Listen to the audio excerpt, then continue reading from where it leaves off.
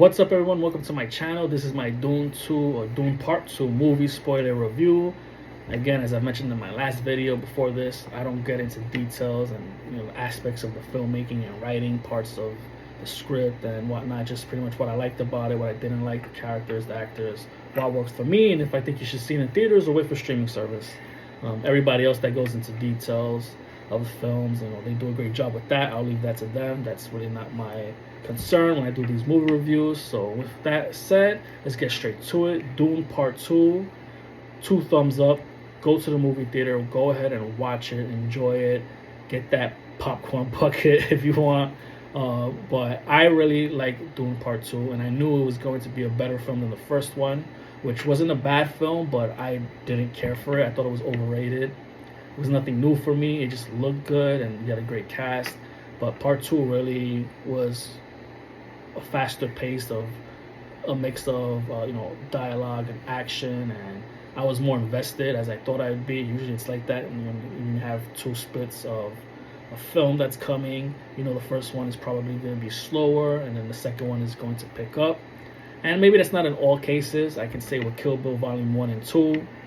Volume 1 I prefer more than Volume 2, but that's just that aspect of it. I did like Part 2 better for this one. Of course, the cast was great. Everybody did a great job. Austin Butler, who many are saying it's been so long, he's the best villain in years. I think that's a bit of a stretch, because although he did a great job as one of the villains, he had a small role. He wasn't seen much in the film to do anything really where it would establish him like Heath Ledger's Joker, which is talked about a lot, and he's compared to that. I've seen it. I'm like, he didn't really do much. He's great, and he could have been greater if they had him in a lot longer scenes or more scenes doing things, but he didn't really do much. Which I feel like he needed that saying that he's been the best villain for some time now. I think it's just a bit of a stretch, but that's what people are saying. And if you do such a good job in such a small amount of time, I guess that says something, especially if no one's ever looked at you as a villain. So that's another thing I assume. But he did great in the role, and I would have loved to see more of him, but it was what we got. And when I also bring in that as far as roles, small roles, you had a lot of that with big name actors. Florence Pugh, I imagine in the next film she'll have a bigger role. I know in the third book her character, I believe, has a bigger role.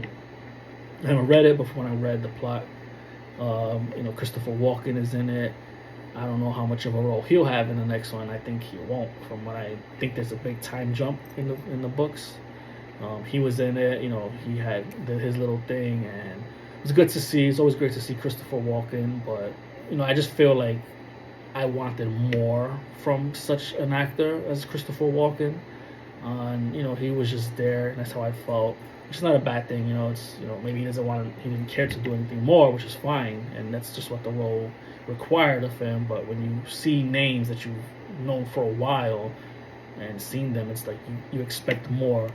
But it was cool. He was in it, small role, and again, Florence Pugh. I'm a big fan of Florence Pugh, and I was thinking she was gonna have a bigger role, and it was small. But again, I think she's back in the next one. If they do it, I'm sure she'll have a bigger role for that.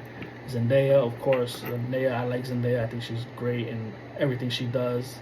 Like most of the actors that are in the film. Josh Brolin, he's in later on in the film, of course, from the first movie, and then you watch this where it picks up. It makes sense. He's on later on in the film, and of course, I'm guessing it's following somewhat the story like that. But Josh Brolin is always great. As soon as he appears on screen, you're invested with him and his character. But the breakout star for me, which I didn't really remember how great he was in the first film, was Javier Bardem as Stilgar. I thought he stole the show. I loved every time that he was on they showed him in scene. Every time he spoke, he was just funny, and he's a great actor, of course. So he stole the show for me. He was top. And of course, Timothy was awesome. I've never seen much of Timothy Chalamet. I've never seen much of his films, other than what I've seen on SNL and the first Dune movie. But he's a great actor from what I've seen. Like, he can deliver seriousness and compassion. So, and comedy. You've seen SNL. You've seen him in SNL. He's comedic. But I expect to see more from him, at least films that I care to see. I know he was in the Willy Wonka movie, and I have no care to see that, so I know he was in that, and there's another film that I just didn't care to see either. But from Dune, I'd hope to see more from him. But yeah, I really enjoyed the film. I thought where it was going from the last film, it really picked up, and it was a fast pace, and it was really intense, story-wise, and what you've seen as far as, revelations of characters and who they really are, and relationships. So, and where it ends, it's just like, oh, like, even though I knew what was going to happen because I've read the plots of each book, so I expected what was to happen, even though I know there were changes, I believe, to certain characters, or specifically Zendaya's character. I don't know in the ending, the way they portrayed it, she leaves, and she gets upset because obviously he's going to marry Florence Pugh's character after just telling her he loves her and he'll never leave her. But what he did was a power play, and she goes off angry and goes off on a worm, and wherever she's headed to, I don't know. But from what I know in the next book, apparently she's still trying to have a baby with him, and they can't because Florence Pugh's character is giving her something that she isn't aware of, that's not allowing her to get pregnant. I don't know. So we'll see what happens with the next film, if they do it, and what they do with those characters. So I know they pretty much changed that. But other than that, I really enjoyed the film. If you like the first film, you're definitely gonna love this one. Or if you haven't seen the films and you're wondering, should I? They're great films. They look good and they're not boring. The first one was a little slow for me. People say it's a snooze fest. I wouldn't say it's a snooze fest. It's just, I just think it's overrated. But I think they're both great films in general, especially the second one. And if you go watch the first one, watch it to anticipate to watch the second one, because it was fun, it was enjoyable, and you're really involved with the film. So I'd say, check it out, and maybe read the plots on Wikipedia for each book, just in case you're confused of what's going on, or you want to know what's going on instead of waiting to see the next film comes and you're invested with these characters. Definitely check out the Wikipedia page for each book, because these next few films after Dune Part 2, if they do it, the books, they take place years apart. And Paul, obviously he's the emperor for a while, and then his son takes over, God Emperor and the Children of Dune and Heretic of Dune, which is the sixth book. It's just a long life, and apparently Duncan Idaho, which is the character that Jason Momoa played, his character comes back. He died, but there's cloning involved, and they try to use that to kill Paul, but somehow something happens to where the clone breaks free from that, what they want to control him with a certain specific sound or saying, and he breaks free from that, and then the actual consciousness of Duncan Idaho self comes to and takes, it's like he's reborn again.